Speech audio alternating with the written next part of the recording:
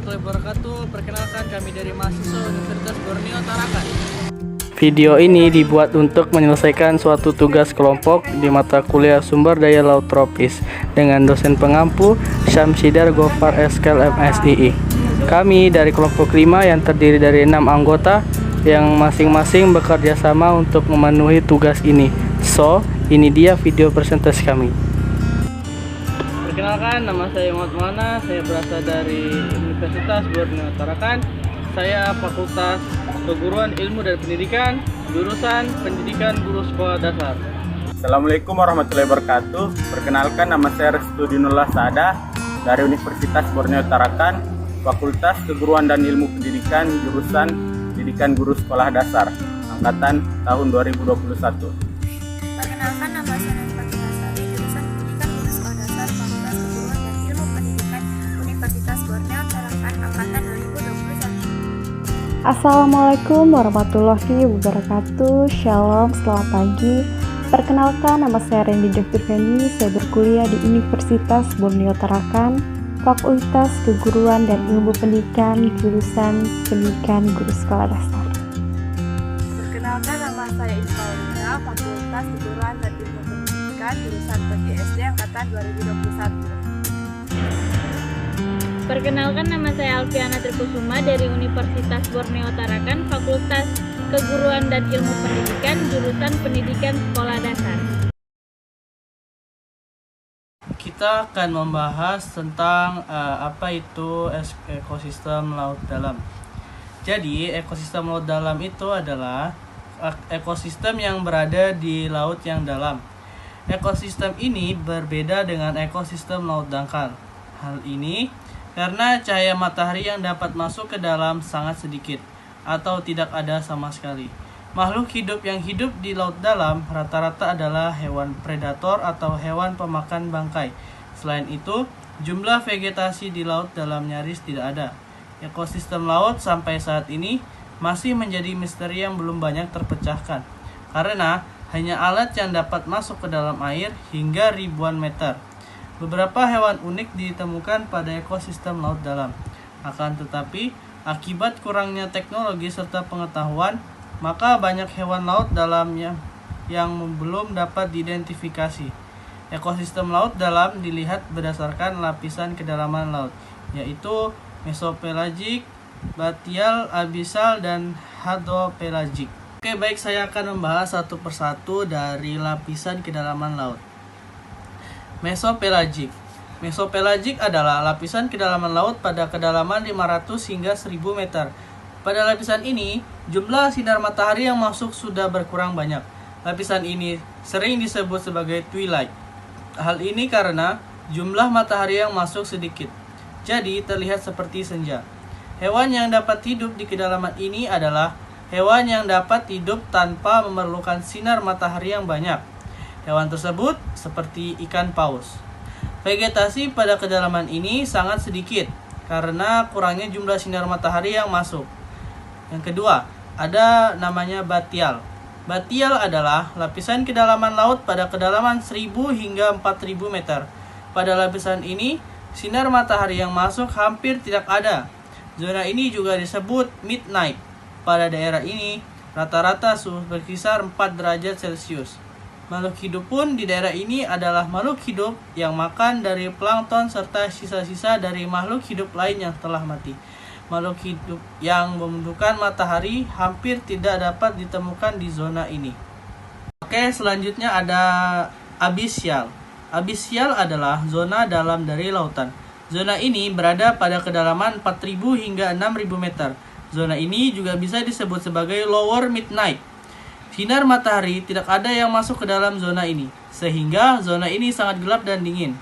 Suhu pada zona berkisar antara 2 hingga 3 derajat Celcius. Kehidupan pada zona ini hanya diisi oleh hewan-hewan predator.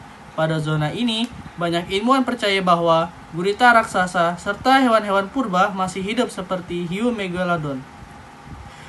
Yang terakhir, ada hadopelagik. Hadopelagik adalah palung laut. Zona ini berada pada kedalaman lebih dari 6000 meter. Zona ini adalah terdalam dari lautan yang ada di bumi. Masih banyak misteri yang belum dapat dipecahkan oleh banyak ilmuwan mengenai zona ini. Hal ini karena zona ini sangat dalam dan sangat sulit untuk melakukan penelitian. Belum ada teknologi yang mampu menembus lapisan ini, sehingga banyak misteri laut dalam yang masih belum terpecahkan. Ada 7 laut di dunia yang termasuk lautan paling dalam di dunia. Karakteristik dari ekosistem laut dalam. Ciri-ciri ekosistem laut dalam yaitu memiliki kadar mineral yang tinggi dengan ion terbanyak adalah Ji sebesar 55%, dan ekosistem air laut terjadi karena interaksi antara makhluk hidup dan lingkungannya. Di wilayah lautan, ekosistem laut dalam juga memiliki variasi suhu, yakni perbedaan suhu antara bagian dalam atau kedalaman air laut. Memiliki salinitas yang tinggi, yakni semakin mendekat garis khatulistiwa, maka salinitas semakin tinggi. Tidak dipengaruhi oleh keadaan iklim dan cuaca. Ekosistem laut dalam ini banyak sekali manfaatnya, seperti sebagai tempat penelitian, objek wisata, sumber bahan makanan dan minuman, pengendali banjir, tempat budidaya makhluk laut, dan masih banyak lagi. Ekosistem laut ini dibedakan menjadi 2, yaitu berdasarkan intensitas cahaya matahari ke dalam lautan dan berdasarkan kedalaman air laut. Jenis-jenis sumber daya. Ternyata, ekosistem air laut dibedakan menjadi lautan, pantai pasir, estuari, dan terumbu karang. Yang pertama ada lautan. Habitat laut dapat dibedakan berdasarkan kedalamannya dan wilayah permukaannya secara horizontal. Berdasarkan kedalamannya, ekosistem laut terbagi menjadi 4. Yang pertama adalah daerah litoral. Daerah ini berbatasan langsung dengan daratan. Radiasi matahari, variasi temperatur, dan salinitas berpengaruh pada daerah litoral dibandingkan daerah laut lainnya. Contoh biota laut yang hidup di sini adalah teripang, bintang laut, udang, kepiting, dan cacing laut. Yang kedua adalah daerah neritik. Daerah neritik adalah wilayah laut dangkal karena masih ditembus cahaya sampai dasar dan kedalamannya sampai 200 meter. Biota di daerah ini adalah plankton, nekton, neston, dan bentos. Yang ketiga adalah batial. Kedalaman daerah batial antara 200 sampai 2000 meter dan sudah tidak ada produsen. Hewannya hanya ada nekton. Yang terakhir adalah daerah abisal. Daerah ini kedalamannya sudah lebih dari 2000 meter, gelap sepanjang masa, dan tidak ada produsen. Sementara berdasarkan wilayah permukaannya secara horizontal dibagi menjadi 3, yaitu epipelagik, daerah antara permukaan dengan kedalaman air sekitar 200 meter. Epipelagik adalah rumah bagi semua jenis hewan ikonik seperti paus dan lumba-lumba, billfish, tuna, ubur-ubur, dan banyak kelompok lainnya. Mesopelagik, daerah di bawah epipelagik dengan kedalaman 200 sampai 1000 meter yang dihuni oleh hewan seperti ikan hiu. Batiopelagik, daerah lereng benua dengan kedalaman 200 sampai 2500 meter dihuni oleh hewan seperti gurita, cumi-cumi pampir, dan anglerfish. 2. Pantai pasir. Ekosistem ini memiliki hamparan pasir yang luas dan berada di pesisir pantai. Pada siang hari, ekosistem pasir pantai selalu terpapar sinar yang kuat, dan ekosistemnya selalu terkena deburan ombak. Komponen biotik pada ekosistem pantai pasir adalah tanaman berbatang lunak dan berbiji, hewan berupa kepiting, kerang, dan burung. Yang ketiga, estuari. Ekosistem ini berada di wilayah percampuran antara sungai dan air laut. Cahaya matahari pun masih dapat masuk ke dalamnya. Dalam ekosistem estuari, ada ekosistem hutan mangrove dan padang lamun. Sebagai wilayah peralihan atau percampuran, estuaria memiliki 3 komponen biota, yakni fauna yang berasal dari lautan, fauna perairan tawar, dan fauna khas estuaria atau air payau. Fauna khas estuaria adalah hewan-hewan yang dapat mentolerir kadar garam antara 5 sampai 30. Namun, tidak ditemukan pada wilayah-wilayah yang sepenuhnya berair tawar atau berair laut. Di antaranya terdapat beberapa jenis tiram dan kerang, siput kecil hidrobia, udang Palaemonetes, dan cacing nereis. 4. Terumbu karang. Ekosistem ini ada di laut dangkal yang jernih, sehingga cahaya matahari dapat masuk ke dalamnya. Organisme yang dapat hidup di sini adalah bintang laut, ganggang, hewan-hewan spons, berbagai jenis ikan, moluska, dan terumbu karang. Distribusi ekosistem. Pada dasarnya, kebijakan bukanlah suatu hal yang mutlak, namun harus diperbarui secara berkala untuk menyesuaikan dengan kondisi yang ada di lapangan. Untuk itu, dalam kajian ini kerangka pemikiran dimulai dari kebijakan yang telah ada sebelumnya, sehingga dilakukan kajian desk study terhadap pengelolaan yang sudah ada di Indonesia. Kebijakan yang telah ada dan diimplementasikan di lapangan harus dilihat bagaimana kondisi existingnya. Dari kondisi existing akan terlihat potensi yang terdapat di lapangan, isu yang sedang berkembang, dan permasalahan yang terjadi. Antara kondisi real di lapangan dan kondisi yang diharapkan akan terlihat kesenjangan. Kesenjangan inilah yang perlu diketahui untuk membuat perumusan strategi kebijakan dan menyusun rekomendasi untuk pengelolaan perikanan berkelanjutan yang lebih baik. Setelah penyusunan strategi dan rekomendasi, masih perlu dilakukan evaluasi dan monitoring untuk melihat apakah strategi yang dibuat benar-benar cocok untuk diaplikasikan. Kemudian, kebijakan yang telah disusun perlu diterapkan dan diawasi pelaksanaannya, dan dalam jangka waktu tertentu dapat ditinjau kembali untuk diperbaiki. Kerangka berpikir dan perumusan kajian strategi pengelolaan perikanan berkelanjutan dapat dilihat pada gambar berikut. Baiklah, saya akan menjelaskan materi tentang peranan penting ekosistem laut dalam. Ekosistem laut Indonesia mempunyai peluang yang sangat besar untuk dikembangkan. Hal ini dikemukakan Ketua Jurusan Teknik Lingkungan Universitas Islam Indonesia ULL, Eko Siswoyo ST MSc OS PhD dalam kajian keilmuan pada Jumat 4/9 secara daring. Ekosistem laut mempunyai peranan yang sangat penting dalam menyerap polutan karena biota-biota yang ada di laut mampu menyerap karbon dengan jumlah yang sangat besar sehingga bisa mengurangi polusi.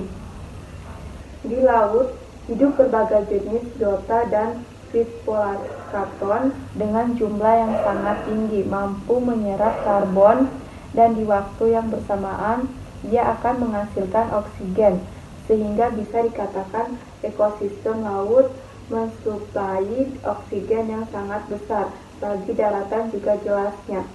Ia juga menyebutkan berbagai peranan laut membawa banyak manfaat sebagai sumber pangan dan perikanan terbesar. Penghasilan 50% oksigen bagi organisme di daratan, dan fitoplankton penyerap karbon, oksigen, karbon dioksida, dan sumber air baku air minum. Selanjutnya yaitu manfaat sumber daya ekosistem laut. Ada beberapa yang saya sebutkan di dalam PPT ini. Yang pertama itu ada untuk memudahkan pelayaran dan transportasi. Khasiat laut bisa untuk memudahkan pelayaran dan transportasi.